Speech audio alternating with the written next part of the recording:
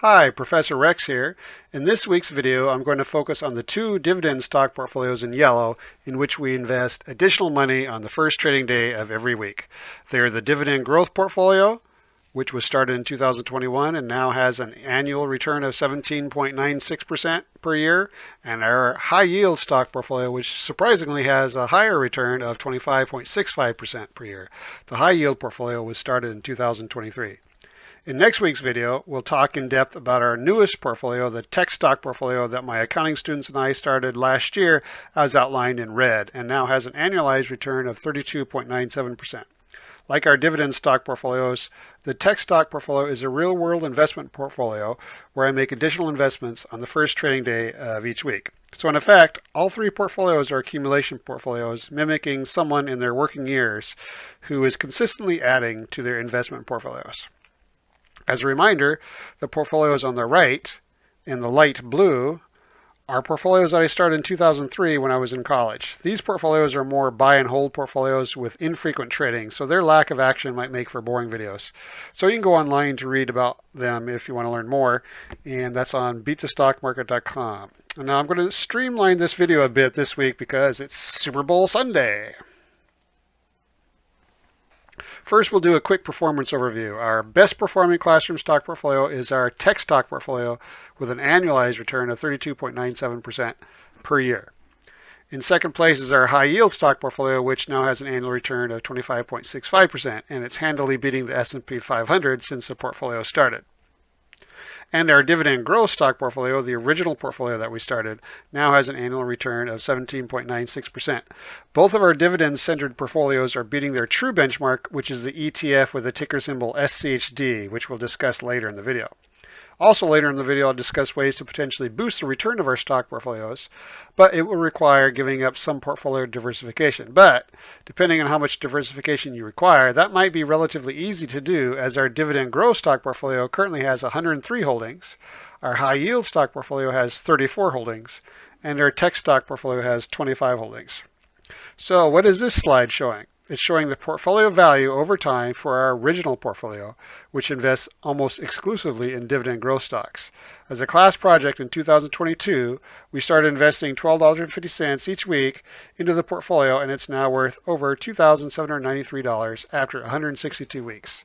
Each week, we take that deposit and split it up to buy 10 different dividend-paying stocks, so we're buying fractional shares of stock. Each week, we re-rate the stocks, so the list of stocks fluctuates from week to week.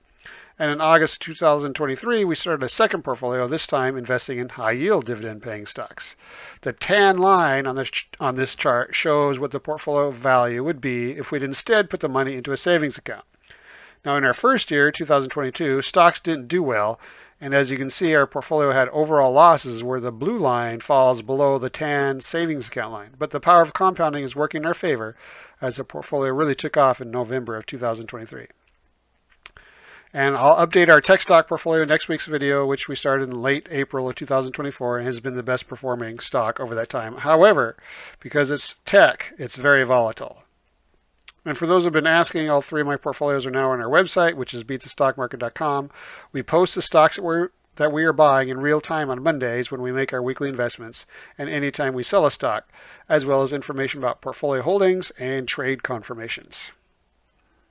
Because we are investing additional funds each week into most of our model portfolios, the way to calculate portfolio performance becomes more complicated. The formula that is most commonly used to calculate portfolio performance is called XIRR, or Extended Internal Rate of Return, and we use it too. It's the same formula used to calculate portfolio performance in Quicken, the most popular personal finance software. You can see the formula at the bottom of the screen. Now you can calculate it by hand, but if you want to maintain your sanity, you're better off using Excel to calculate it for you, and then use Quicken software to double check it, which is what we do. Now in this video, we talk a lot about our dividend growth portfolio and our newer high yield portfolio, which is geared more towards those nearing retirement. The table at the bottom of this slide shows a portfolio comparison when both portfolios existed, because remember, the portfolios were started at different times. The high yield portfolio was started in August of 2023 and has an annualized return so far of 25.65%, which is surprisingly higher than our dividend growth portfolio, which has an annualized return of 18.24% over the same time period, remember the dividend growth portfolio has way more growth stocks than the high yield portfolio. I expect that the dividend growth portfolio will have the higher return over the long run, especially since the high yield portfolio has less than 1% of the portfolio in tech stocks. But time will tell. So far, it's not been catching up. If an investor was solely investing in the high yield portfolio, I would still think about supplementing it with some more tech stocks for additional diversification. On our website, we have ideas for technology-focused investments that provide income, ranging from dividend growth stocks to closed-end funds and ETFs. Now remember, the high yield portfolio has only existed for 17 months, so its annual return will likely jump up or down to a greater extent than our dividend growth portfolio's return. The fact that the high yield portfolio is outperforming our dividend growth portfolio over the same time period is pretty surprising to me. I wouldn't think it would be possible to get both a higher return and a larger dividend yield. This slide shows the cumulative growth of the dividends we've received in our dividend growth stock portfolio. Our dividends for 2024 increased 56% over the dividends we received in 2023. And dividends for the latest quarter increased 43% over the same quarter a year ago.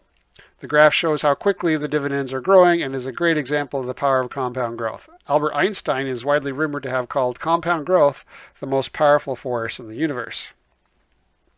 And you can see it in work in other fields like biology.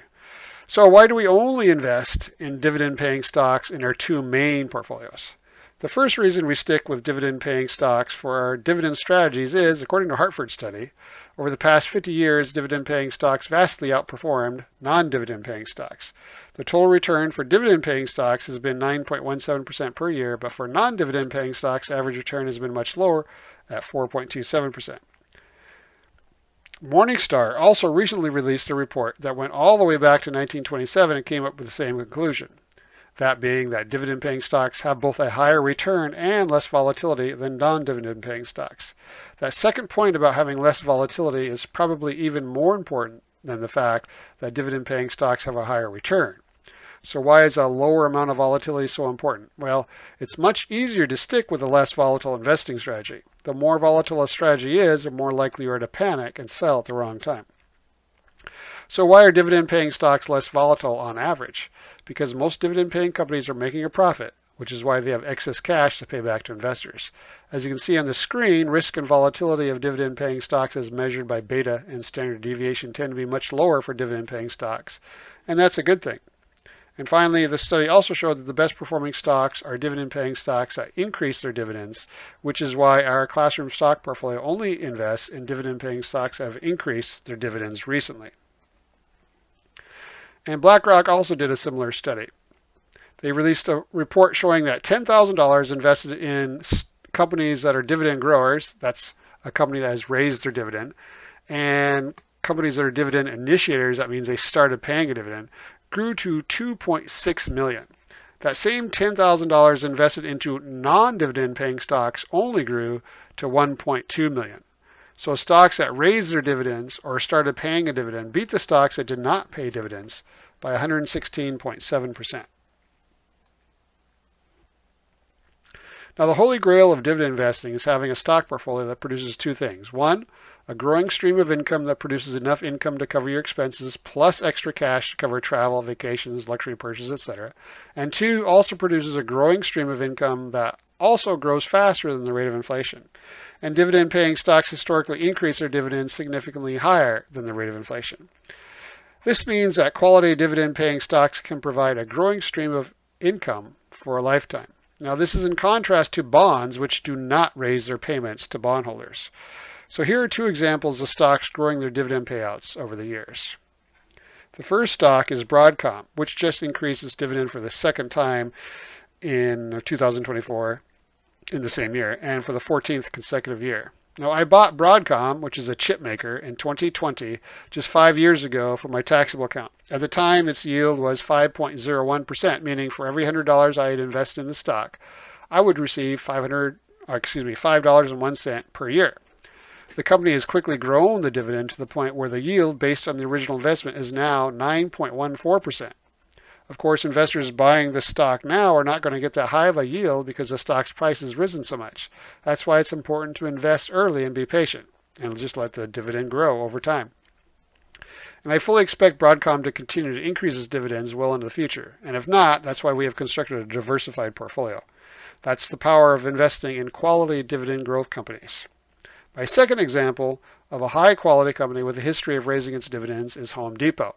In 2003, when I was attending college, I had started a dividend stock portfolio for the investment newsletter that I had started at the time. And Home Depot was recommended for that portfolio and is still in the portfolio today. At the time, its yield was a low 0.83%, meaning for every $100 I invested in the stock, I would receive only 83 cents a year. Seemingly not much to get excited about, but over the years, Home Depot has grown the dividend to the point where the yield, based on my original investment, is now 31.1%. And like Broadcom, while there are no guarantees, I fully expect Home Depot to continue to grow its dividend well into the future. Of course, investors buying the stock now are not going to get that high of a yield because the stock's price has risen. Again, that's why it's important to buy early and be patient. Now remember, stocks historically have a higher return than bonds and are also riskier than bonds, but you certainly will not find a bond that pays anywhere close to the yields on the original investment that these two stocks are paying. And bonds don't increase their payouts to investors like stocks can and often do. Another reason to own dividend-paying stocks is for the potential to generate up to $126,700 of tax-free income each year if you're married and filing jointly. Remember, the ultimate goal of dividend investing is growing your portfolio to a point where it generates enough income each year to live off the dividends. And because companies historically increase their dividends above the rate of inflation, you have the ultimate income stream that not only covers your expenses but grows over time. If you're married and filing jointly, you can make up to $126,700 in qualified dividend income and pay zero federal tax on those dividends if you have no other income. This is perfect for retirees. Now, if you're single, that amount is $63,350 a year. Those amounts usually increase each year, and they did increase recently back in November. So how are these amounts calculated? First, you find the 0% tax bracket for long-term capital gains, and then find the standard deduction, which can be located in IRS Publication 505. As you can see, for 2025, the standard deduction increased in November, meaning that you can potentially earn even more tax-free income from qualified dividends than you could in 2024. Then the final step is to take the 0% capital gains amount and add it to the standard deduction, which means we get a final amount of $126,700 that a married couple filing jointly could generate an income from qualified dividends that would be federally tax-free. So why did we choose to start investing in our model stock portfolio with only $12.50 per week, which is essentially the same as $25 per paycheck? Now, I personally am investing a lot more than that in these dividend strategies, but for our classroom model portfolios, the main reason we started with a low weekly investment amount is because I wanted to show my accounting students that you don't need much to build a diversified stock portfolio.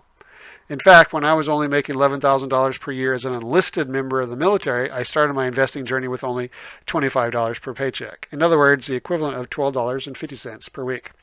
And because my current brokerage account, Fidelity, allows me to buy as little as $1 per stock, we can quickly and easily create a diversified stock portfolio with little money.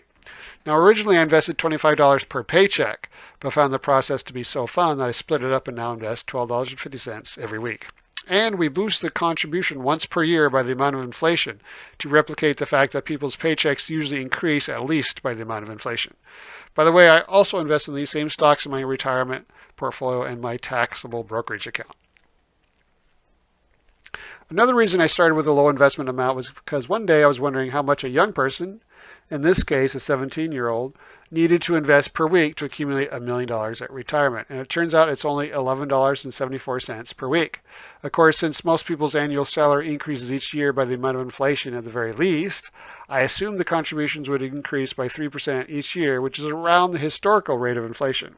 That means in the second year, it's assumed that the person invested an additional 35 cents per week for a total of $12.09 per week instead of the original $11.74. Now, for our classroom dividend-growth stock portfolio, in year 2, we boosted the weekly investment 82 cents for a total of $13.32 per week. In year 3, inflation wasn't as high, so we boosted the weekly investment by only 49 cents for a total of $13.81 per week. And for this year, inflation was even lower in 2024, so we boosted the weekly investment by only 37 cents. So we now invest $14.18 each Monday. Now, a very popular exchange-traded fund that only holds dividend stocks is the Schwab U.S. Dividend Equity ETF, ticker symbol SCHD. Now, SCHD is a large holding in my personal account, so I've been tracking SCHD's performance closely with our 2 dividend-paying stock portfolios. As of today, our Dividend-Growth Classroom stock portfolio's return is 17.96%. If we'd instead invested the same exact amounts into SCHD on the same exact days, the portfolio's return would only be 8.66%, which is less than half the performance of our portfolio. Now, our high yield portfolio is also outperforming SCHD, but by an even larger amount. Obviously, there's no guarantee that our portfolio will keep outperforming SCHD at such a high rate, but I've been gradually selling off my personal SCHD holdings and reinvesting in our 2 dividend-paying Classroom stock portfolios. I also prefer our actively managed Classroom stock portfolio strategy rather than SCHD's purely algorithmic approach where no one is overseeing the stock selection. SCHD has at times had large positions in stocks that I consider to be value traps, and that's not a good thing. Now, this slide shows our best performing stocks for our original portfolio, the Dividend-Growth stock portfolio, based on when they were initially purchased. Now, stocks in yellow, like Evercore and Crane Holdings, have been sold. Our best performing stock so far has been Broadcom, with a 303.9% return in less than 3 years. Evercore Investment Bank is at number 2 with a 252.9% total return. As I mentioned before, it has been sold, as have the other stocks in yellow. The fastest riser that is still in the portfolio is Bank of New York Mellon, which has more than doubled in 16 months. And remember that total return includes both the dividends the company has paid as well as the increase in the stock price.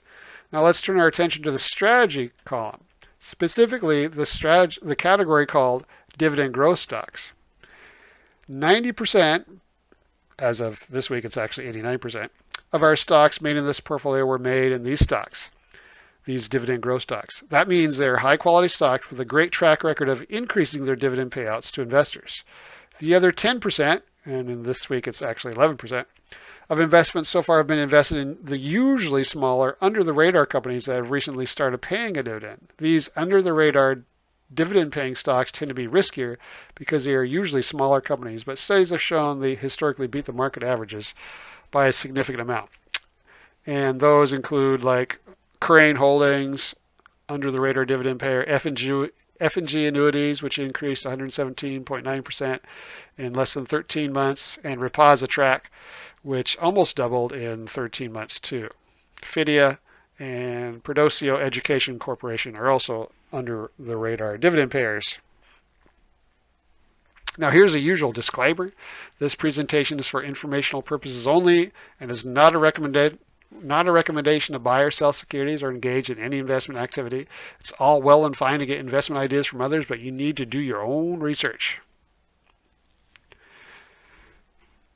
So now onto the stocks that we purchased last week. 90% or so of the portfolio, the Dividend-Growth portfolio, is comprised of the high-quality Dividend-Growth stocks, but the other 10% or 11% is invested in these under-the-radar dividend payers. Now, they're usually smaller, but these 2 under-the-radar dividend payers are definitely not small companies, Meta Platforms and T-Mobile. So last Monday, we added to those 2, and they were previously already purchased as an under-the-radar dividend payer, and both started paying their dividends relatively recently, and both appear to be undervalued, and both are in the communication sector. Now, our Dividend-Growth portfolio is significantly underweight the communication sector when compared to the S&P 500, and I wanted to boost our allocation to that sector. Now let's talk about the Dividend-Growth stocks we bought last Monday. I posted these rankings to our website, beatthestockmarket.com, last Monday. Then we purchased the top 10 stocks. On this slide are my ratings for the top 15 dividend-paying stocks this past week, but we only buy the first 10. We purchased the first 10 stocks on the list that are not in yellow. And last week, none of them were in yellow. If they were in yellow, that just means they already make up 4% or more of our portfolio, in which case we don't buy more of them. So Microsoft has moved to the top, followed by Intuit. Now, of the lower risk stocks on this list, American Water Works, a water utility, is my favorite. Remember, we use many criteria to filter stocks. And if a stock is hovering near a required level, the stock can make the list one week and then drop off the list based on a small movement in that metric.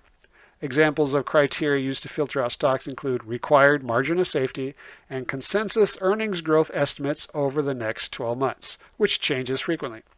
Now, for consensus earnings growth estimates, I will only purchase a stock if its earnings, also called profits, are forecast to grow at least 5% over the next 12 months. That's because we want to invest in stocks that can continue to increase their dividends. So a stock might have a 5.2% estimate one week and make the list, but the next week its estimate could dip to 4.9%, which means that the stock suddenly doesn't make the list at all. This is just one of our many filtering criteria we use to narrow down our list of investable stocks. Again, each week we buy 10 stocks, and since we're investing such a small amount each week, it means we're buying fractional shares in our Fidelity brokerage account. And for those that have asked, we do not automatically reinvest dividends into the same stock from which the dividend was paid. Instead, each week when we're buying the 10 stocks as shown on this slide, we combine the weekly deposit with the dividends that have been paid that week and are sitting in the account as cash. We then take that combined total and split it amongst the 10 stocks we are purchasing that week. Actually, last week we bought those 2 under-the-radar dividend-payers, so we technically bought 12 last week. In other words, we reinvest dividends weekly into the stocks that we're purchasing that week. Now, for the sake of convenience, there's nothing wrong with simply turning on your broker's auto reinvest feature. But we think it's more ideal to reinvest in our top stocks each week instead of potentially reinvesting in a stock that is fairly valued as opposed to undervalued. Now, this table on this slide includes a company's sub-industry, how undervalued they are according to our research, their risk rating, quality grade, and dividend yield. Remember, all these stocks pay a dividend and have recently increased their dividends, and our methodology used here indicates they're likely to continue to raise dividends. Therefore, this is a dividend growth strategy. Now remember, this dividend growth stock portfolio is in a brokerage account separate from a regular brokerage account to make tracking this portfolio easier. So in my other brokerage accounts, I'm also investing in these dividend growth stocks and the high yield stocks in the next few slides, and the tech stocks that you'll see next week. This week I purchased over $2,800 of the stocks from the 3 portfolios as I reinvest dividends and gradually transfer out of my main dividend ETF, which is SCHD, and buy these stocks instead. I'm also trying to tweak the buying strategy a bit to see if I can boost returns. I'll share the results as we get more data. On this slide, I want to show the components to our quality grade. Quality-wise, we only invest in stocks rated B- or better for this portfolio for about 89 to 90% of our purchases. The other 10 or 11% so far have been invested in those smaller under-the-radar dividend payers that I mentioned earlier. Now, risk is the first quality component, which we mentioned on the previous slide. The next quality component is competitive advantage. Obviously, the more competitive advantages a company has, the better investment candidate they are. The next quality component attempts to evaluate the company's management. Our evaluation includes both management's use of capital and general decision making, but also our research dives deep into accounting data to look for red flags in the company's accounting practices, as well as the quality or reliability of their reported profits. Remember, some companies fudge their income statements. They basically kind of lie on how much profit they have. It's quite common, actually. But we try to use our accounting knowledge to ferret out those companies that are using suspect accounting practices. And finally, the last quality component is financial health. Remember that the risk rating is comparing these stocks to other stocks, not to other investments like bonds or CDs. Now let's look at the dividend growth grades of the companies. Remember, historically, the best performing stocks are those that both pay a dividend and have grown their dividend recently. Ideally, you want a higher dividend, high recent dividend growth, and the best potential for future dividend growth, but that's not the way it usually works. Companies that are already paying out a higher dividend yield rarely have the greatest potential for the greatest growth in those dividends. Now let's talk about ways to potentially increase the return of our dividend growth stock portfolio. For those that are okay with giving up some portfolio diversification, I believe there are 4 potential ways to boost the portfolio's return. Now, each week we buy 10 different dividend-paying stocks ranked 1 through 10. On average, the stocks in positions 1 through 5 outperform the stocks in positions 6 through 10. Therefore, the first way to potentially boost portfolio returns is to buy only the stocks in positions 1 through 5.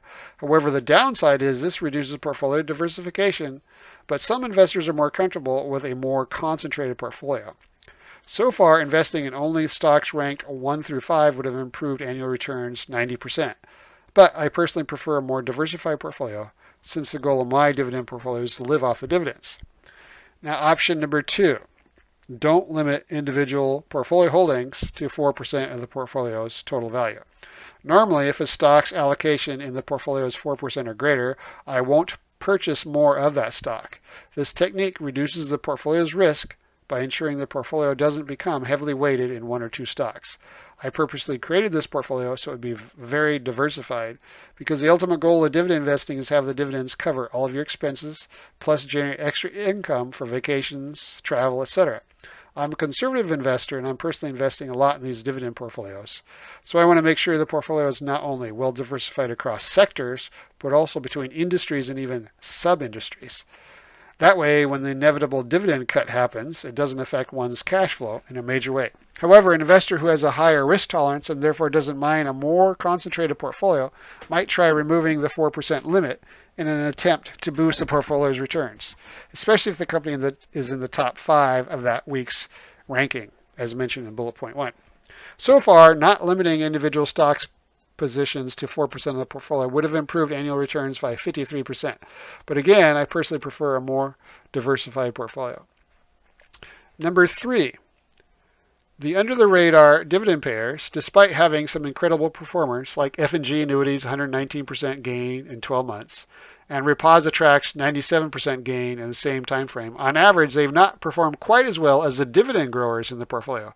So, skipping the under-the-radar dividend payers is an option to try to boost portfolio returns. One possible reason these stocks have not done quite as well as the dividend-growers is because many of the under-the-radar dividend-paying stocks are very small companies, and small companies have not performed as well in recent years. Like the previous strategies, this method reduces portfolio diversification. And number 4, you could potentially sell when a stock is fairly valued, even if dividend and quality metrics are excellent.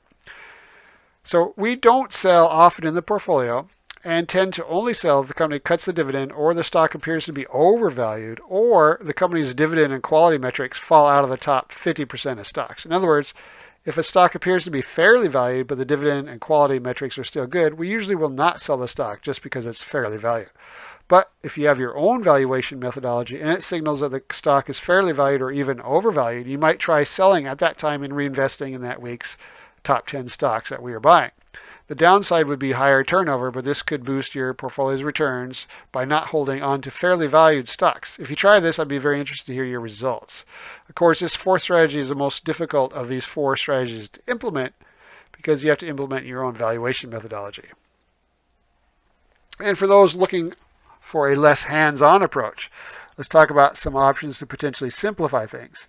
For our model portfolios, we invest weekly, but there is no hard and set rule that says to do that. Most people invest with every paycheck, meaning that most people have funds taken out of their paycheck, which is usually every other week, and it's automatically invested in their 401k. Now, when I started our dividend-growth stock portfolio, I originally invested $25 every other week instead of $12.50 every week. I only switched from every other week to weekly because I found the process to be fun. The advantage of investing every week, as opposed to every other week or monthly, is you get more diversification. Because remember, the stock list changes slightly from week to week. So if one doesn't mind less diversification in their portfolio, option 1 is to invest every other week or monthly instead of weekly. And option 2 is to just buy the high quality stocks, meaning those with a quality rating of B- or better, and hold forever. Over time, some will turn out to be clunkers, but they will just become very small parts of your portfolio as you let your winners run. On this slide, we're looking at our stocks that have raised their dividends recently. Now, the holy grail of investing in dividend-paying stocks, as I mentioned before, is to have the portfolio generate enough dividends to cover your annual expenses, a level I've reached despite being on a teacher salary. Historically, dividend-paying companies raise their dividends by 5 to 6%, which is above the historical rate of inflation. This means a stock portfolio can produce the ultimate passive income stream, that being one that increases each year above the rate of inflation. Now, this last week, we had a bunch of dividend increases for our portfolio stocks. Monolithic Power increases its dividend a whopping 24.8%. This is the 8th consecutive annual dividend increase for this company. ITT increases its dividend 10%, and Allegion increased its dividend 6.3%. This is the 11th consecutive annual dividend increase by Allegion, and Yum Brands increased their dividend by 6%. And also, while not officially announced yet, in American Express's latest quarterly conference call, management said, in 2025, we also expect to increase our quarterly dividend by 17%, consistent with our approach of growing our dividend in line with earnings and our 20 to 25% target payout ratio. With this increase, we expect to more than double the dividend since the beginning of 2019. We have also reduced the share count by 17%, demonstrating our confidence in the sustainability of earnings of our differentiated model. End quote. So, yay, American Express. We love you. And the last 22 dividend increases for the portfolio have an average of 7.4%. And because we're in the midst of earnings season, I expect to have some more dividend increases coming up.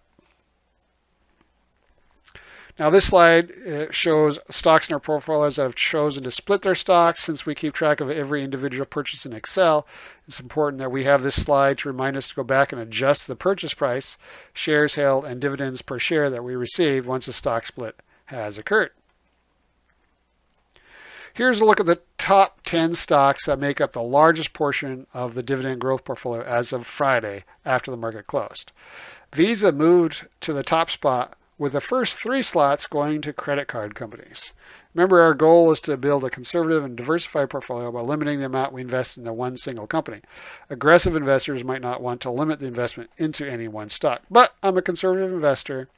Therefore, we temporarily stop investing in a company if they make up more than 4% of our portfolio. This leads to a less risky, more diversified portfolio. It's true that our portfolio's returns would likely be higher if we always invested in the top 10 stocks, regardless of the size of the stock's portfolio allocation, but that also creates a more concentrated and more volatile portfolio. And many investors cannot psychologically stick with a volatile portfolio. Volatility often causes investors to panic and sell at the worst time possible. So our portfolio holdings now are at 103, with about 89% of the weighting being in the high-quality dividend-growers and 11% of the portfolio's weight being in the under-the-radar dividend-payers. We usually make far more additional investments into the dividend-growers than the under-the-radar dividend-payers. So far, around 100 to 105 stocks seems to be the natural limit for the portfolio, as there are only so many quality dividend-paying companies that are trading at a discount. Now, that might seem like a large number of companies to keep track of, but the spreadsheet we've developed for tracking the companies makes it obvious when to sell a company once we download company financial and accounting information into the spreadsheet, which we do at least weekly. So let's talk about our high-yield dividend-paying stock portfolio. I've had several older students who are closer to retirement take my accounting classes. They are more interested in stocks with higher dividend yields and asked to start a portfolio using a strategy featuring stocks with higher yields than the stocks in our dividend growth portfolio. So in August of 2023, we started investing $12.50 each week into stocks with a higher dividend payout. The portfolio as a whole has an annual total return of 25.65% since the portfolio has been in existence for 17 months. That return will likely fluctuate a lot more than the return of our dividend growth stock portfolio, which was started 20 months earlier. Currently, the high yield portfolio's dividend yield, if you bought all the stocks today, would be 4.19%. Compared to our dividend growth stock portfolio, the companies in this portfolio likely will not grow their dividends as fast as the other portfolio. Therefore, this portfolio would be more geared towards investors closer to retirement. Having said that, many stocks in the portfolio have increased their dividends, and we've been able to sell some stocks high and reinvest into better bargains, pushing the portfolio's yield based on the amount we've invested to 5.01%. Now, 2 strategies are being implemented in this portfolio, as you'll see in the next few slides. Strategy 1 emphasizes a high dividend yield over dividend growth. Strategy 2 also features stocks paying higher dividend yields, but places a bit more emphasis on recent dividend growth than Strategy 1, in an attempt to try to get the best of both worlds, that being high yield and dividend growth. So far, Strategy 2 has been the better performer. The average investment in Strategy 2 has provided a total return of 17.78% and has been held for an average of 204.6 days so far, which is an annualized return of 33.94% using Excel's rate function. Now, it's not likely that the portfolio can keep up an annual return that high since stocks historically average about 9 to 10% per year. But who knows? We'll see. Now let's talk about the high-yield dividend-paying stocks we bought last Monday. I posted these rankings to our website, beatthestockmarket.com, last Monday, and then we purchased the 8 stocks.